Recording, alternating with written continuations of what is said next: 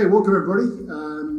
With me today is Akshay and Anand from Axelos, and we're here to talk a little bit today about ITIL 4 and the upcoming launch.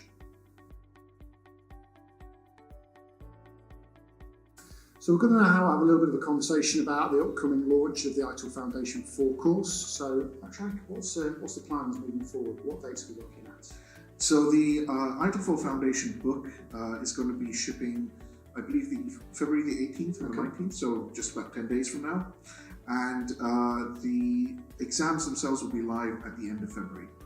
I'm sure QA is already starting to schedule your own training classes in the interim. Yeah, indeed, we've got it ready for the first week in March. That's really good news. Good to hear.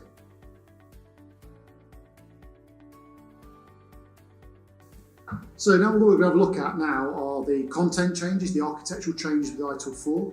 So actually, can you just elaborate a little bit about what we're going to see moving forward, what are those sort of highlights of the changes?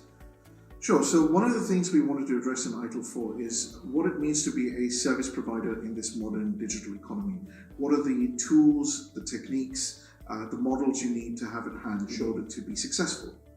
That meant taking a much more of a holistic view of what it means to be a service provider and introducing concepts using that as the vehicle, if you will. So one of the top level models is the service value system. Very much a systems view. What are the components that a service provider needs to have in the organization in order to be able to convert demand or opportunity for demand for value into value for one or more stakeholders. So that's where we talk about things like the guiding principles, the need for governance, the need for some sort of structured approach to work, which we call the service value chain.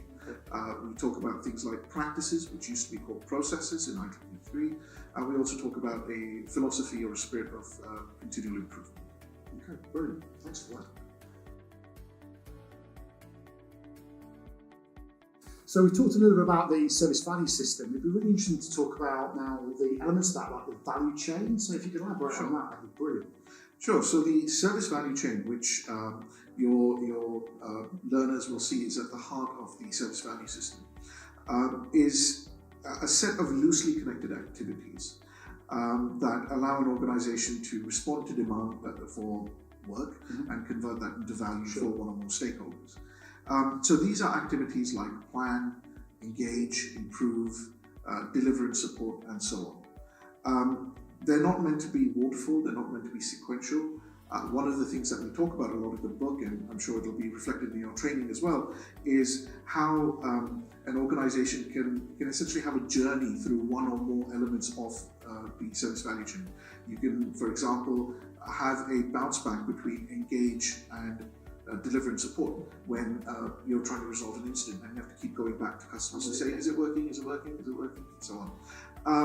So each organization will need to map their own value streams, the journeys through the service value chain, and ultimately map how they're going to convert demand into value. That's great, thanks for that. That's brilliant.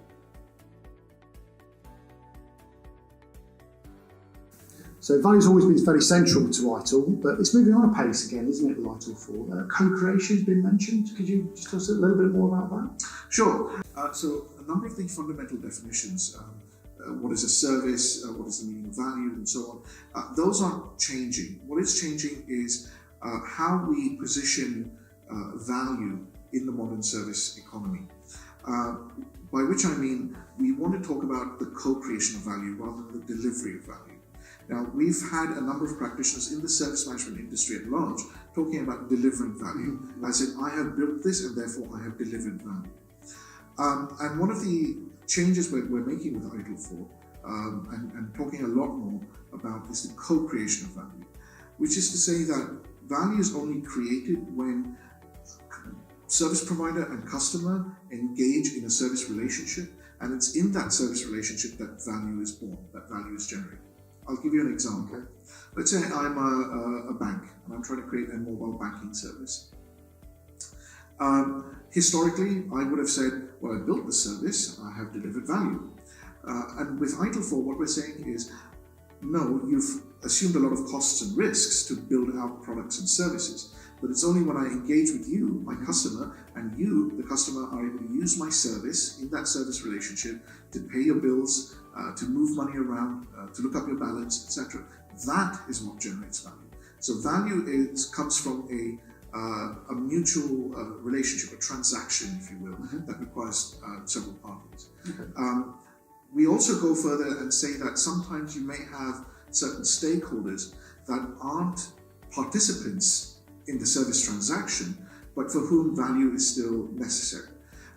For example, the Financial Conduct Authority here in the UK isn't going to be a participant in a relationship we have. Sure. They're not going to be a part of the payment of bills or moving money around or so on. But they still derive value from that transaction because they're able to audit records, they're able to certify compliance or what have you. So there may be some participants that might not be actively engaged in that transaction, but for whom the service provider still needs to be able to apportion some value from that transaction. So these are concepts that we're introducing in ITIL 4 Foundation. It's a very core concept to ITIL 4, and you'll see a lot more of it in subsequent pieces of guidance as well. So it really shows, I think, how things are really being realigned to how we do things in the real world, in the modern world, in the digital economy that we're working in. Well, it's a funny phrase in the real world, because I think there will be several examples of organizations or practitioners who, for no fault of their own, still have this mentality of, if I build it, I have achieved value.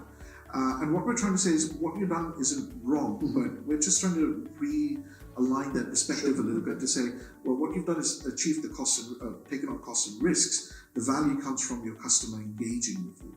And so you need to be able to manage your customer as well as your own internal resources. Okay, brilliant. Thanks very much.